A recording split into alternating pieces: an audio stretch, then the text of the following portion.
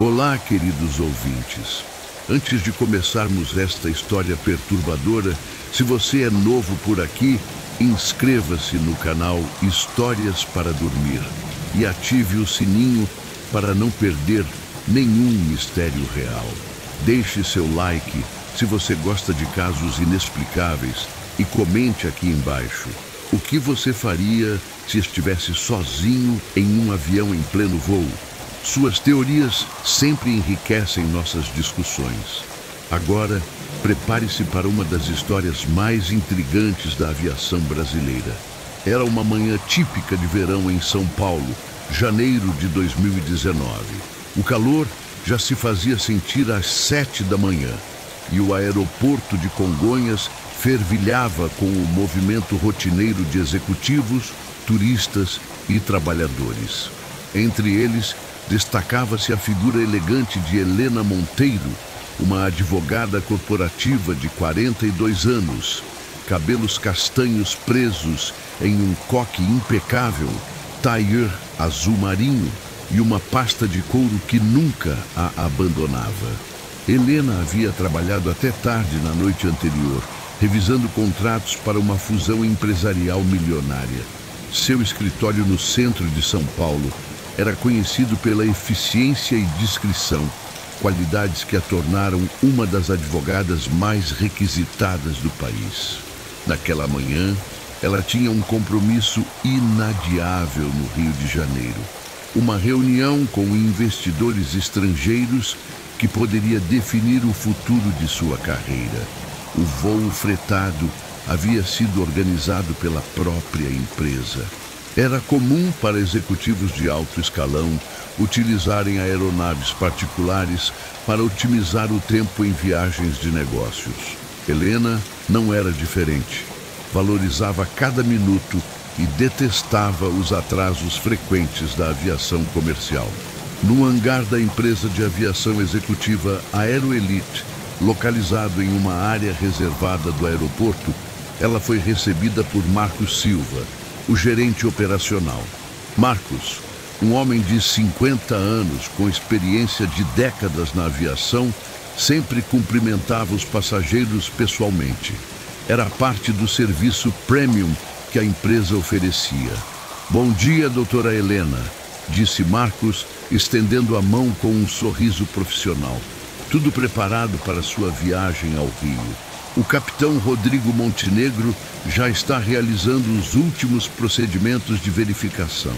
Helena sorriu brevemente, já mentalmente focada na reunião que a aguardava. "Obrigada, Marcos. Quanto tempo de voo mesmo?" 1h15 no máximo. Com este tempo limpo, provavelmente menos. O capitão Montenegro é um dos nossos mais experientes. Mais de 15.000 horas de voo. Capitão Rodrigo Montenegro. 45 anos, cabelos grisalhos nas têmporas, olhos azuis penetrantes e um porte que inspirava confiança. Começou voando para companhias aéreas comerciais ainda jovem, mas os últimos 10 anos havia dedicado à aviação executiva. Conhecia cada modelo de aeronave como a palma da mão e tinha uma reputação impecável entre colegas e passageiros. Naquela manhã, Rodrigo chegou ao aeroporto às 6 horas, como sempre fazia. Era meticuloso com os procedimentos pré-voo, uma característica que salvou vidas inúmeras vezes ao longo de sua carreira. Verificou pessoalmente o combustível, os sistemas eletrônicos, as condições meteorológicas da rota e o plano de voo. A aeronave escolhida para aquela viagem era um Beechcraft King Air 350, um bimotor turbo-hélice conhecido pela confiabilidade. Com capacidade para até 11 passageiros, era perfeito para voos executivos de média distância.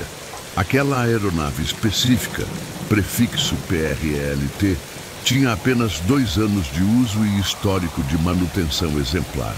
Enquanto Rodrigo realizava suas verificações, Helena embarcou. O interior da aeronave era luxuoso. Poltronas de couro bege, pequenas mesas individuais, sistema de entretenimento e uma mini geladeira com bebidas e lanches. Ela acomodou-se em uma poltrona próxima à janela, abriu seu laptop e mergulhou nos documentos da reunião. Às 8h30 da manhã, Rodrigo entrou na cabine, cumprimentou Helena com um aceno cordial e iniciou os procedimentos finais. Sua voz pelo interfone era calma e profissional. Bom dia, sou o capitão Rodrigo Montenegro. Nosso voo para o Rio de Janeiro terá duração aproximada de 1h15. O tempo está excelente, sem turbulências previstas. Peço que mantenha o cinto afivelado durante a decolagem.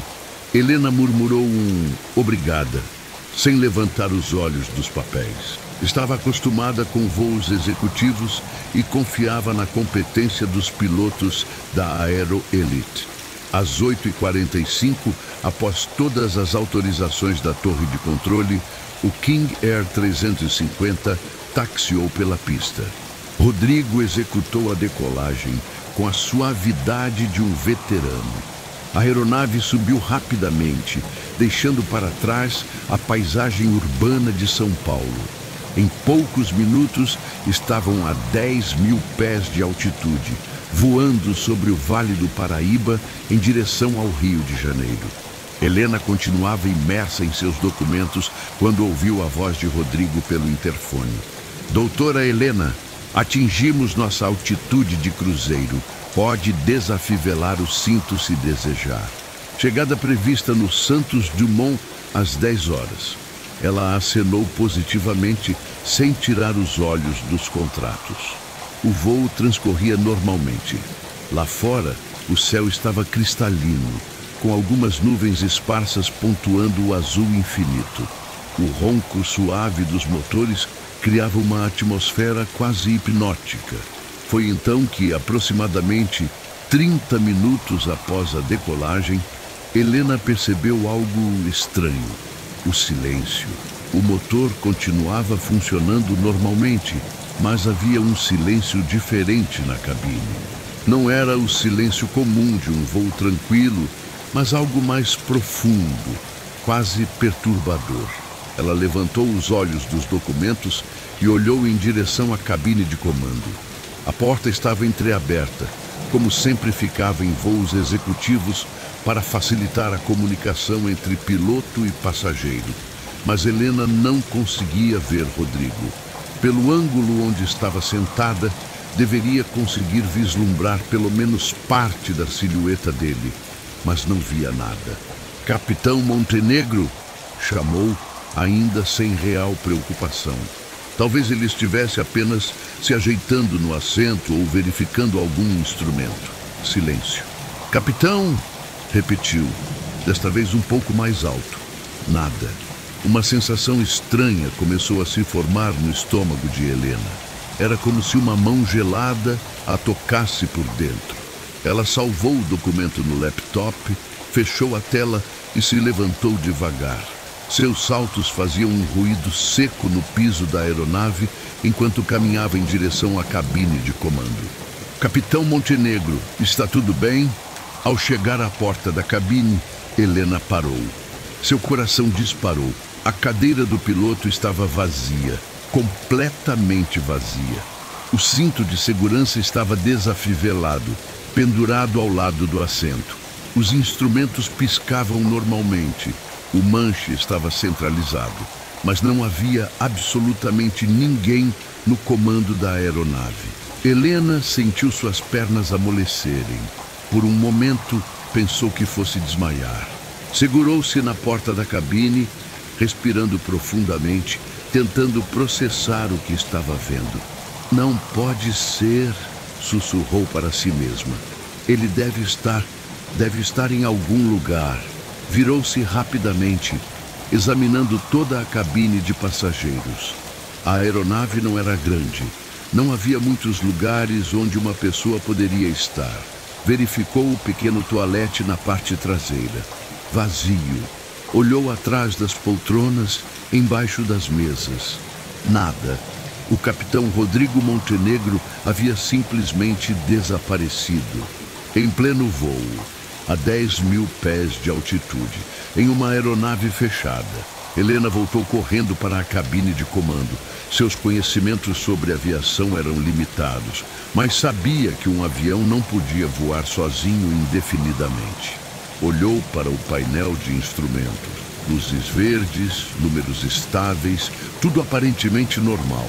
Mas por quanto tempo? Tentou se comunicar pelo rádio. Apertou o botão que achava ser o de transmissão e gritou: Mayday, Mayday, aqui é o PRLT. O piloto desapareceu. Preciso de ajuda urgente. Estática. Depois, uma voz metálica respondeu: PRLT, aqui é Controle São Paulo. Confirme sua situação. O piloto desapareceu. Helena gritou no microfone. Eu estou sozinha no avião. Não sei pilotar. Me ajudem. Um longo silêncio do outro lado. Depois, PRLT, mantenha a calma. Confirme, o piloto não está na aeronave. Ele não está aqui! Helena berrou à beira do desespero. A cadeira está vazia. Eu procurei por toda parte. No centro de controle do aeroporto de Congonhas, o controlador de tráfego aéreo, Carlos Mendonça, olhou incrédulo para seus colegas. Em 20 anos de profissão, nunca havia enfrentado uma situação como aquela. PRLT, disse no microfone, tentando manter a voz calma. Vou transferir você para nosso especialista em emergências. Mantenha-se na frequência. Não toque em nada que não seja o rádio. Carlos imediatamente acionou o protocolo de emergência. Em questão de minutos, toda a torre de controle estava mobilizada. O especialista em emergências aéreas, comandante Paulo Ricarte, assumiu a comunicação. Senhora, aqui é o comandante Paulo Ricarte, disse no rádio. Vou ajudá-la. Primeiro, preciso que respire fundo e mantenha a calma. Qual é seu nome? Helena Monteiro. Ela respondeu, a voz trêmula. Comandante, o que aconteceu com o piloto? Para onde ele foi? Helena, vamos descobrir isso depois. Agora o importante é trazê-la em segurança de volta ao solo. Você está vendo o painel de instrumentos à sua frente?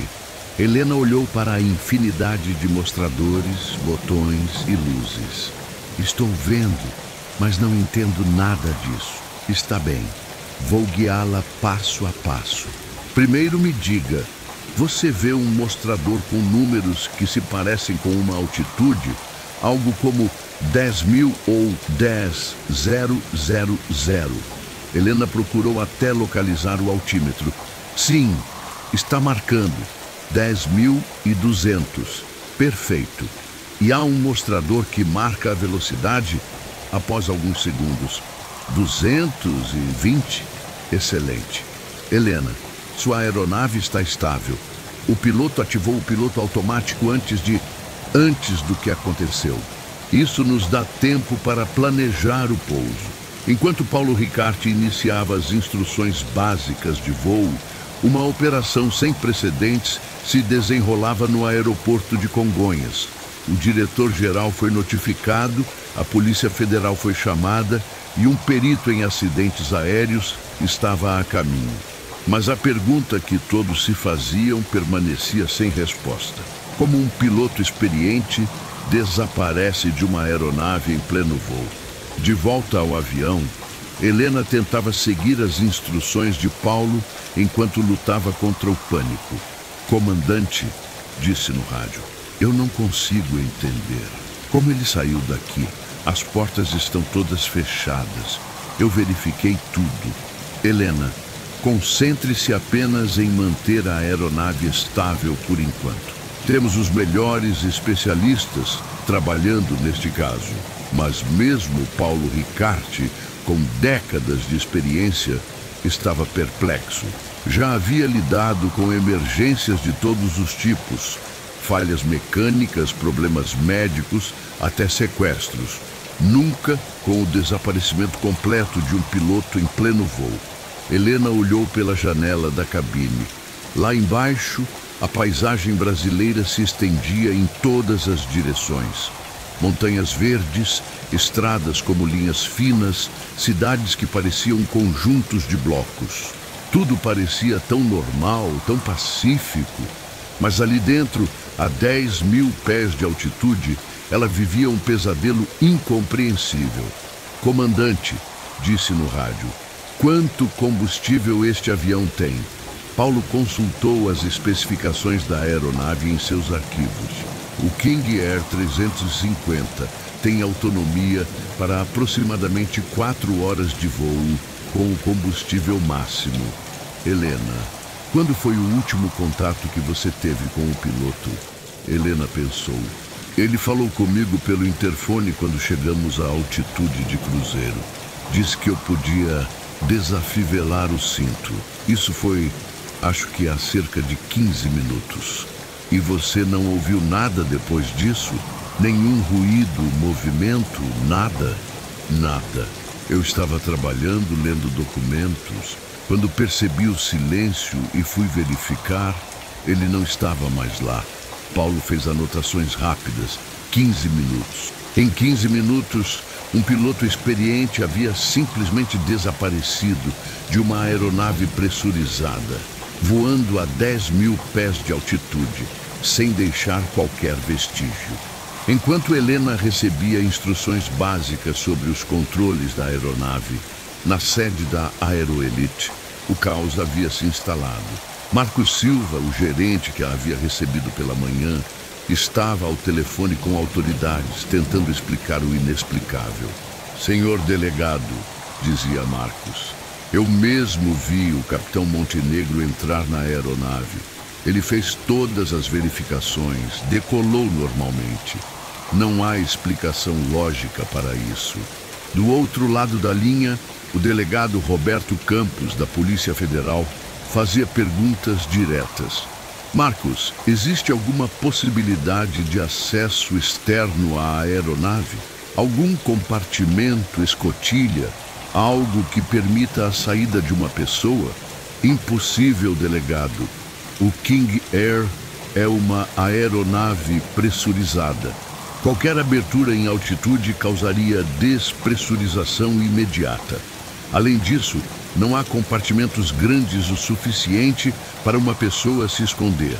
E o próprio piloto, Rodrigo Montenegro, havia algo estranho no comportamento dele? Marcos hesitou. Delegado, eu conheço o Rodrigo há anos. É um dos pilotos mais confiáveis que já vi. Casado, 2 filhas, situação financeira estável. Nunca teve problemas com álcool, drogas, nada. É completamente fora de caráter. Enquanto as autoridades tentavam encontrar explicações terrestres, Helena continuava no ar, recebendo instruções de pouso. Paulo Ricarte havia decidido direcioná-la de volta a Congonhas, onde uma equipe de emergência completa estava sendo montada. Helena, disse pelo rádio, vou ensinar você a executar uma curva suave para a esquerda. É mais simples do que parece. Comandante, eu estou morrendo de medo. E se eu fizer alguma coisa errada? Você não vai fazer nada errado. Helena, você é advogada, correto? Está acostumada a lidar com situações de pressão, tomar decisões importantes. Isso não é diferente. Vou guiá-la em cada passo. Helena respirou fundo. Paulo tinha razão. Ela havia enfrentado júris hostis, negociações tensas, clientes difíceis. Podia enfrentar aquilo também. Está bem, comandante. O que devo fazer? Veja o manche à sua frente. É como um volante, mas se move para frente e para trás também. Segure-o suavemente com as 2 mãos. Helena segurou o manche. Estava surpresa com como era sensível. O menor movimento fazia a aeronave reagir. Agora, empurre o manche muito levemente para a esquerda, bem devagar. A aeronave inclinou suavemente. Helena sentiu uma mistura de terror e fascínio ao perceber que estava realmente controlando um avião. Perfeito! Agora solte e deixe-o voltar ao centro. A manobra foi executada com sucesso. Pela primeira vez desde o início do pesadelo, Helena sentiu uma pontada de esperança. Mas a sensação durou pouco. Olhando novamente para a cadeira vazia do piloto, a realidade voltou com força total. Rodrigo Montenegro havia desaparecido. Não havia explicação lógica, racional ou mesmo remotamente plausível para o que havia acontecido. Enquanto Helena recebia mais instruções no centro de controle, uma descoberta perturbadora estava sendo feita. O controlador Carlos Mendonça, revisando as comunicações de rádio, encontrou algo estranho nas gravações. Comandante Ricarte, chamou Carlos. Precisa ouvir isto. Paulo se aproximou do console e colocou os fones de ouvido. Carlos reproduziu a gravação dos últimos contatos com o PRELT. Primeiro, a voz normal de Rodrigo Montenegro solicitando autorização para mudança de altitude. Depois, aproximadamente 2 minutos depois, algo muito estranho. Uma transmissão breve, quase inaudível. Não eram palavras claras, mas um som que parecia um grito abafado. Durou menos de 3 segundos. Carlos, você ouviu isso durante o voo? Não, comandante. Só percebi revisando a gravação agora. Na hora, pensei que fosse interferência. Paulo ouviu novamente. Havia algo profundamente perturbador naquele som. Não era interferência de rádio. Era humano e soava como alguém em desespero. A que horas foi essa transmissão? Carlos verificou. 9h15 da manhã, exatamente 15 minutos após a última comunicação normal do piloto. O mesmo momento em que Helena percebeu o desaparecimento. Paulo sentiu um arrepio. Em décadas de aviação, nunca havia se deparado com algo tão inexplicável e perturbador. De volta à aeronave, Helena estava executando outra curva sob orientação quando algo chamou sua atenção. No chão da cabine de comando, parcialmente escondido embaixo do painel, havia algo que não tinha notado antes. Comandante, disse no rádio, há algo aqui no chão. Parece com um pedaço de tecido. Helena, não toque em nada que possa ser evidência. Apenas descreva o que está vendo. Ela se inclinou para olhar melhor. É um pedaço pequeno de tecido azul, como de uma camisa ou uniforme. E, comandante, há manchas escuras nele. O silêncio no rádio foi prolongado. Depois, a voz controlada de Paulo. Helena, afaste-se do item. Concentre-se apenas nos instrumentos de voo. Mas Helena já havia visto o suficiente. As manchas escuras no tecido azul pareciam sangue. E a cor era idêntica à do uniforme que Rodrigo Montenegro usava naquela manhã. A descoberta deu uma dimensão ainda mais sinistra ao mistério. Se aquele tecido realmente pertencia ao piloto e se as manchas eram sangue, então o desaparecimento não havia sido voluntário. Algo terrível havia acontecido a Rodrigo Montenegro. Mas o que e como? Enquanto Helena tentava processar essa nova informação terrível, Paulo Ricarte coordenava sua aproximação para pouso em Congonhas. A pista estava sendo liberada, ambulâncias e viaturas de bombeiros estavam posicionadas e uma equipe de investigação aguardava. Mas Paulo sabia que, independente de conseguir trazer Helena em segurança para o solo, o verdadeiro mistério apenas começaria quando pousassem. Como explicar o desaparecimento de um piloto experiente em pleno voo? Como um homem de 80 quilos simplesmente se desvanece de uma aeronave pressurizada a 10.000 pés de altitude? E se o tecido ensanguentado realmente pertencia a Rodrigo? O que havia acontecido com ele naqueles 15 minutos fatais? Helena, disse Paulo no rádio, estamos iniciando a aproximação para pouso. Você está sendo muito corajosa. Em poucos minutos estará em terra firme. Helena segurou firme o manche, seguindo cada instrução com precisão. Mas sua mente não conseguia parar de pensar no pedaço de tecido ensanguentado e no grito abafado captado pelo rádio. Alguma coisa muito sinistra havia acontecido naquela aeronave. E ela havia estado sozinha com isso durante todo o tempo. A aproximação para pouso foi tensa, mas Helena, guiada pela voz calma de Paulo Ricarte, conseguiu executar cada manobra necessária. O King Air tocou a pista de Congonhas com um leve solavanco às 11h40 da manhã, após quase 3 horas de voo solo. Assim que a aeronave parou completamente, Helena foi cercada por uma equipe de emergência. Paramédicos verificaram seu estado de saúde, enquanto investigadores da Polícia Federal isolaram a aeronave para perícia técnica.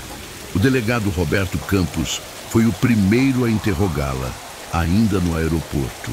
Doutora Helena, disse o delegado, sei que foi uma experiência traumática, mas preciso que me conte tudo novamente com o máximo de detalhes possível. Helena, ainda em estado de choque, repetiu sua versão dos fatos. O delegado fez anotações meticulosas, prestando atenção especial aos horários e à descrição do pedaço de tecido encontrado. A senhora tem certeza absoluta de que verificou toda a aeronave? Não há possibilidade de o piloto estar escondido em algum compartimento? Delegado, Helena respondeu. Eu procurei em cada centímetro. O avião não é grande. Não há onde uma pessoa se esconder. Enquanto Helena prestava depoimento, a equipe de perícia iniciou o exame minucioso da aeronave. O perito criminal João Batista, especialista em locais de crime, ficou imediatamente intrigado pela cena. Delegado, disse João Batista após uma inspeção preliminar, há algo muito estranho aqui. Não há sinais de luta. O cinto do piloto está simplesmente desafivelado, como se ele tivesse se levantado normalmente. Mas este pedaço de tecido, João mostrou o fragmento azul encontrado por Helena. Definitivamente é do uniforme padrão dos pilotos da Aeroelite. E estas manchas são sangue humano. Vou confirmar com exames laboratoriais, mas a aparência é inequívoca. E quanto à possibilidade de ele ter saído da aeronave? Perguntou o delegado. Impossível, João respondeu categórico.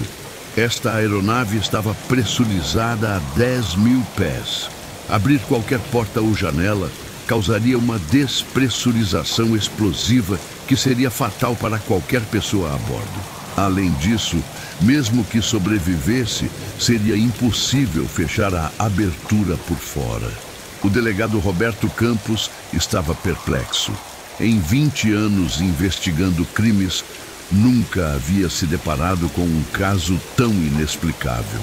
Enquanto as investigações prosseguiam no aeroporto, notícias do mistério começaram a vazar para a imprensa. A primeira reportagem foi ao ar no Jornal do Meio-Dia, causando sensação imediata. Piloto desaparece misteriosamente durante voo, anunciava a manchete. Passageira consegue pousar a aeronave sozinha após descobrir cabine vazia.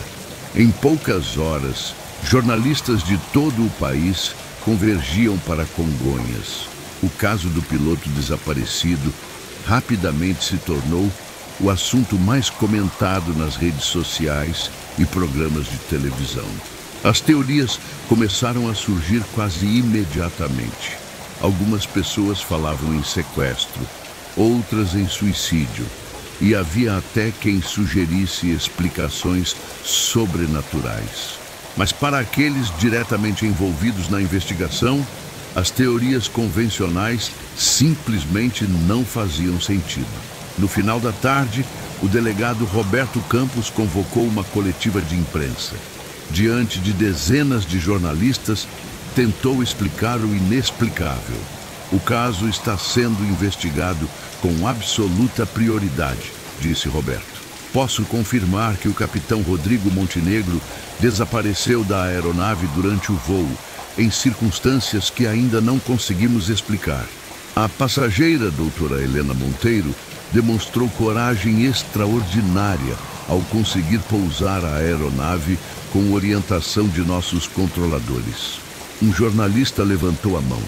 Delegado, como é possível uma pessoa desaparecer de um avião em pleno voo?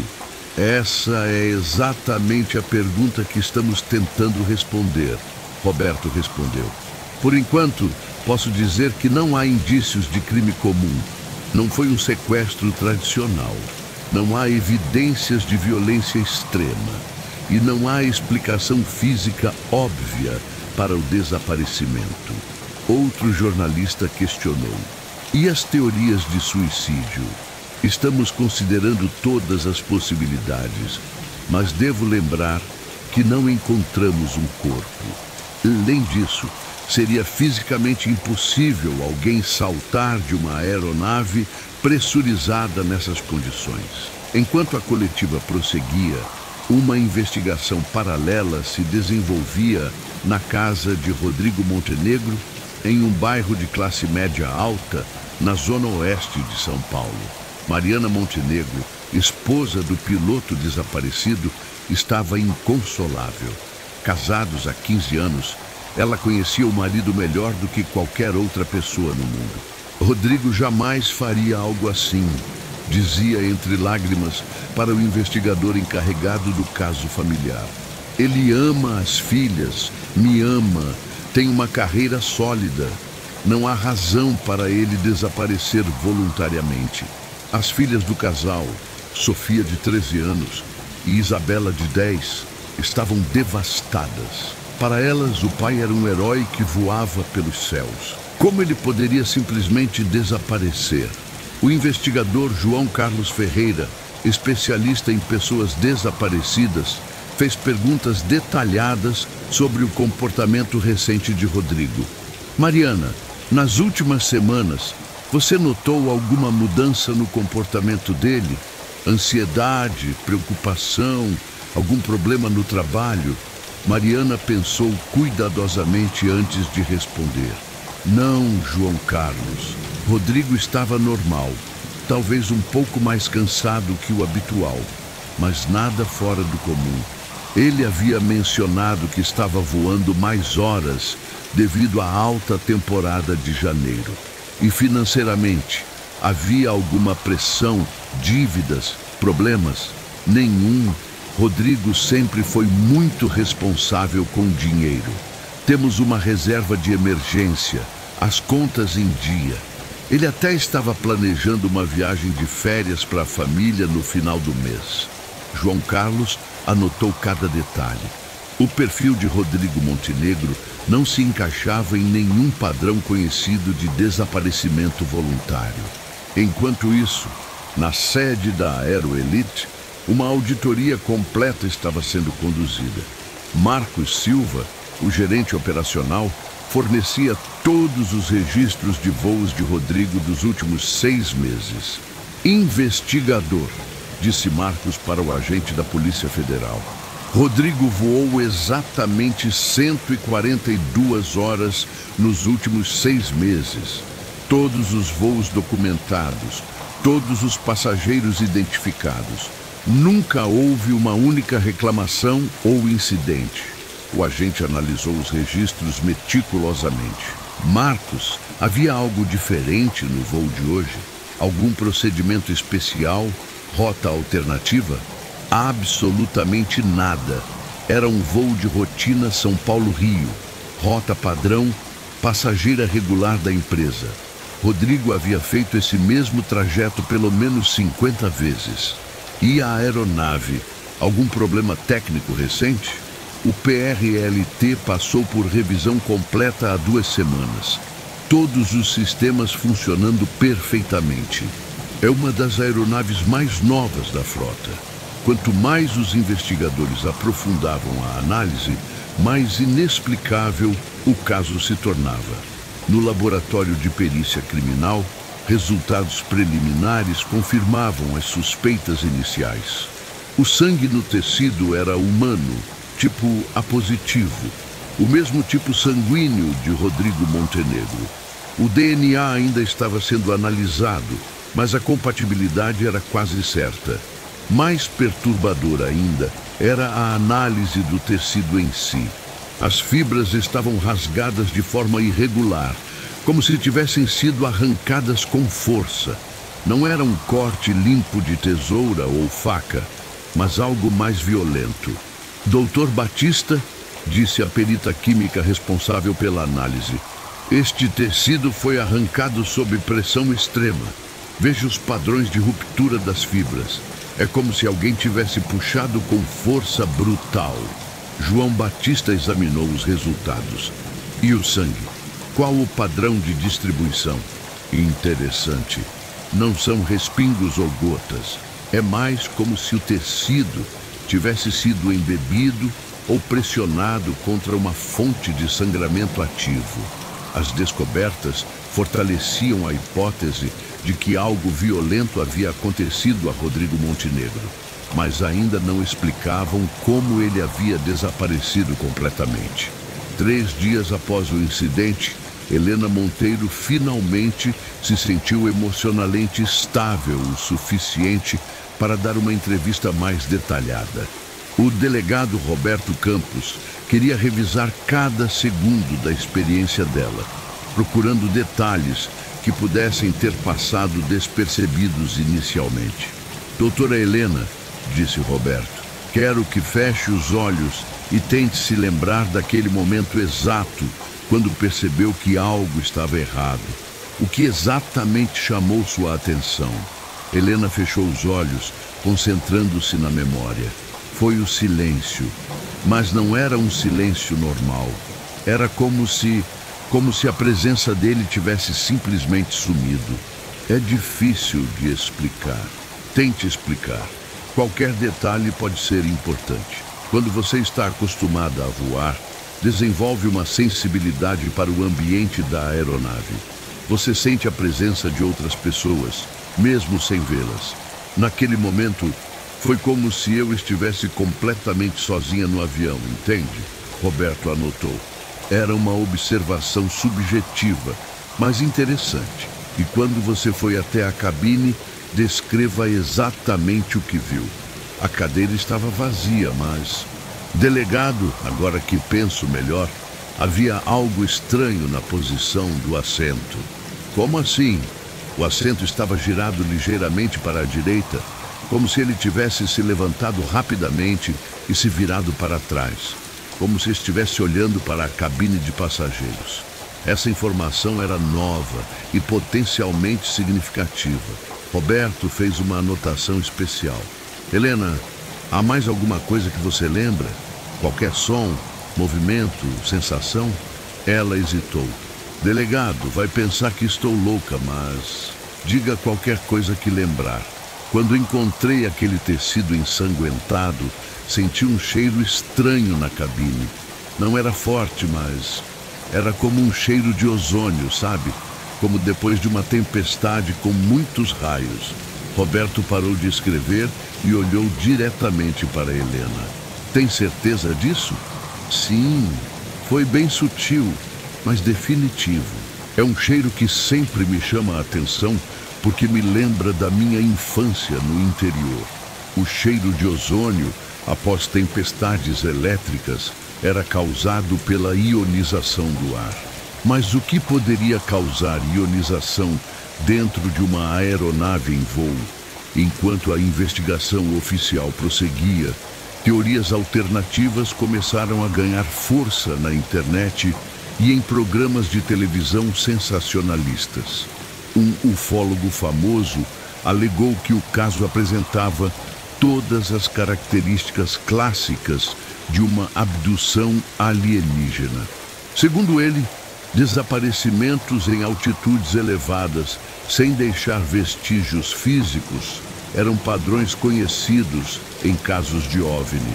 Outros especulavam sobre experiências governamentais secretas, envolvendo teletransporte ou tecnologias militares avançadas. Havia até quem sugerisse explicações sobrenaturais, citando lendas urbanas sobre portais dimensionais que se abririam em certas altitudes. Para os investigadores sérios, Essas teorias eram apenas ruído, mas a verdade é que, uma semana após o incidente, eles não tinham uma explicação racional para o desaparecimento de Rodrigo Montenegro. Foi então que uma descoberta inesperada mudou completamente o rumo da investigação. O controlador de tráfego aéreo Carlos Mendonça, revisando gravações de radar da manhã do incidente, encontrou algo que havia passado despercebido na análise inicial. Comandante Ricarte, chamou Carlos. Precisa ver isto urgentemente. Paulo se aproximou da tela de radar. Carlos apontou para uma sequência de pontos luminosos representando a trajetória do PRELT. Veja aqui, disse Carlos. Às 9h15 da manhã, exatamente quando ouvimos aquele grito no rádio, há uma anomalia na trajetória. Paulo observou atentamente. O que é essa pequena oscilação? A aeronave desceu bruscamente cerca de 200 pés em menos de 10 segundos. Depois retornou à altitude original. É como se algo tivesse puxado o avião para baixo com força. Isso poderia ser uma manobra do piloto? Impossível. A trajetória indica uma força externa atuando sobre a aeronave. Nenhum piloto faria uma manobra tão abrupta sem comunicar à torre. A descoberta foi imediatamente reportada ao delegado Roberto Campos, que convocou uma reunião de emergência com todos os especialistas envolvidos no caso. Senhores, disse Roberto na reunião, temos uma nova evidência que pode mudar completamente nossa compreensão dos fatos. Ele apresentou a análise de radar. Os especialistas ficaram visivelmente perturbados. Delegado, disse o perito João Batista, que tipo de força externa poderia causar uma oscilação assim? Essa é a pergunta de R$1 milhão, Roberto respondeu. Meteorologia descarta turbulência. O tempo estava completamente limpo. Defesa Aérea confirma que não havia outras aeronaves na área. O comandante Paulo Ricarte estudou os dados novamente. Colegas, em 30 anos de aviação, nunca vi nada parecido. É como se algo tivesse agarrado a aeronave por alguns segundos. A reunião se prolongou por horas, mas nenhuma explicação convencional conseguia dar conta da evidência do radar. Foi o médico legista, Dr. Fernando Carvalho, quem sugeriu uma linha de investigação completamente diferente. Delegado, disse Fernando, e se estivermos abordando este caso pela perspectiva errada? Como assim, doutor? Todos estamos assumindo que Rodrigo Montenegro desapareceu da aeronave. Mas e se ele nunca desapareceu? E se ele ainda estava lá, mas não conseguimos vê-lo? O silêncio na sala foi total. Roberto franziu a testa. Doutor, a passageira procurou por toda parte. O avião foi periciado centímetro por centímetro. Sim, mas estamos procurando um homem inteiro, vivo. E se restaram apenas fragmentos? A sugestão era macabra, mas não podia ser ignorada. Roberto ordenou uma nova perícia na aeronave, desta vez procurando por qualquer vestígio orgânico que pudesse ter passado despercebido. A nova busca começou na manhã seguinte. Uma equipe de peritos forenses, especializados em cenas de crime violentas, assumiu o comando. Usando tecnologias avançadas de detecção de material orgânico, luz ultravioleta e análises químicas microscópicas, eles começaram a desmontar sistematicamente o interior da aeronave. Foi no terceiro dia desta busca intensiva que fizeram uma descoberta aterrorizante. No sistema de ventilação da aeronave, em um duto de difícil acesso atrás do painel de instrumentos, encontraram mais vestígios de sangue. Mas não eram apenas manchas, eram pequenos fragmentos de tecido orgânico. O doutor Fernando Carvalho, chamado imediatamente ao local, fez uma análise preliminar que deixou todos estarrecidos. Delegado, disse Fernando com voz grave. Estes fragmentos são definitivamente humanos. Tecido muscular, fragmentos ósseos microscópicos e algo mais. O que mais, doutor? Os fragmentos apresentam características de exposição a temperatura extremamente alta. É como se tivessem sido vaporizados parcialmente. A descoberta transformou completamente a natureza da investigação. Não se tratava mais de um desaparecimento, mas de algo muito mais sinistro e incompreensível. Roberto Campos convocou outra coletiva de imprensa, mas desta vez optou por revelar apenas informações limitadas. Posso confirmar que encontramos novos vestígios do capitão Montenegro na aeronave, disse aos jornalistas. A investigação agora segue uma linha diferente, mas não posso revelar detalhes para não comprometer o trabalho técnico. As perguntas dos jornalistas foram mais agressivas. Delegado, há indícios de crime violento? O piloto foi assassinado? Há suspeitos? Roberto respondeu diplomaticamente, mas por dentro estava profundamente perturbado. Como explicar para a imprensa e para as famílias envolvidas que um ser humano havia aparentemente se desintegrado parcialmente dentro de uma aeronave em pleno voo? Naquela noite, Roberto teve uma conversa difícil com Mariana Montenegro. Era impossível esconder a verdade por muito mais tempo. Mariana, disse Roberto na casa da família, precisamos conversar sobre os últimos desenvolvimentos da investigação. Mariana, que havia passado uma semana oscilando entre esperança e desespero, percebeu imediatamente o tom grave do delegado.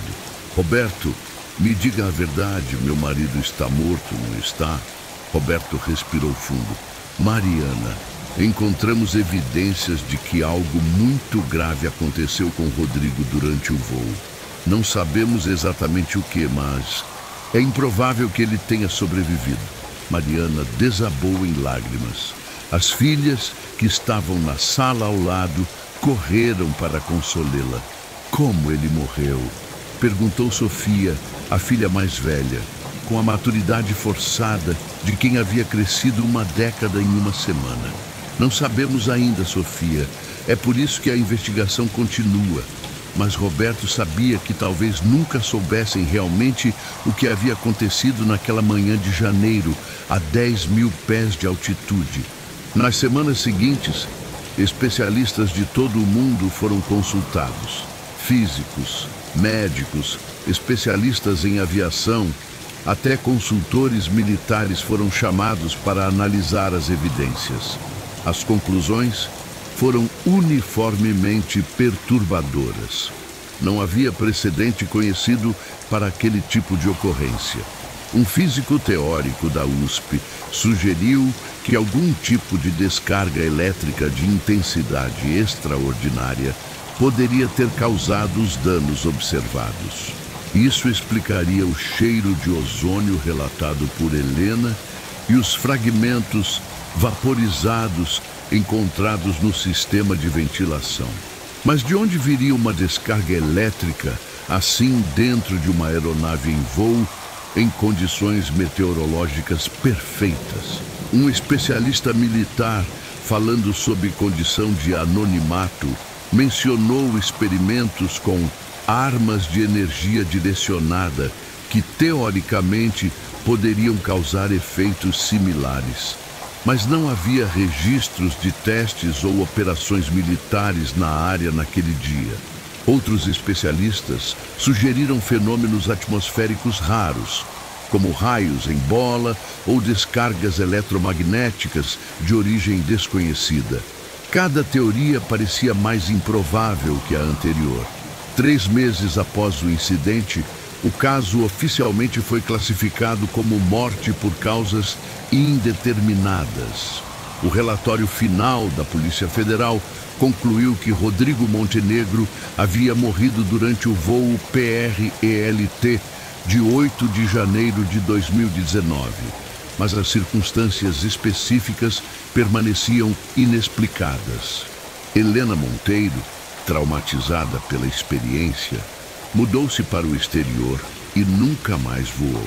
Em entrevistas posteriores, ela sempre insistiu que havia algo sobrenatural no que aconteceu naquele dia. Não foi um acidente comum, dizia Helena. Não foi crime comum. Foi algo que nossa ciência ainda não consegue explicar. A Aeroelite encerrou as operações 6 meses depois, incapaz de superar a publicidade negativa e as questões de segurança levantadas pelo caso. A aeronave PRLT foi aposentada permanentemente, guardada em um hangar da Polícia Federal como evidência de um dos casos mais misteriosos da aviação brasileira.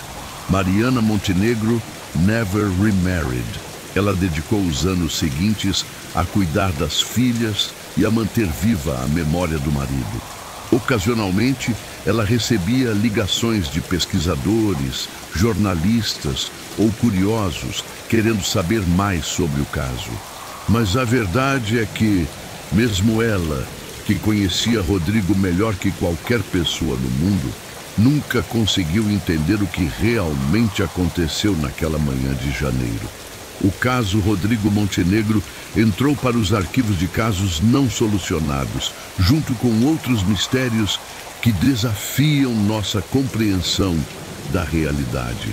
Controladores de tráfego aéreo às vezes ainda comentam sobre aquela manhã estranha, quando um piloto simplesmente desapareceu do radar e do mundo. Em noites de tempestade, quando raios cortam o céu brasileiro, alguns se perguntam se forças que não compreendemos completamente podem, em circunstâncias extraordinárias, tocar nossas vidas de maneiras que nossa ciência ainda não consegue explicar. O mistério do voo PRLT permanece como um lembrete perturbador de que, mesmo em nossa era de tecnologia avançada, ainda há fenômenos que escapam completamente à nossa compreensão. E talvez seja melhor assim, porque algumas verdades podem ser mais aterrorizantes que os próprios mistérios que as escondem.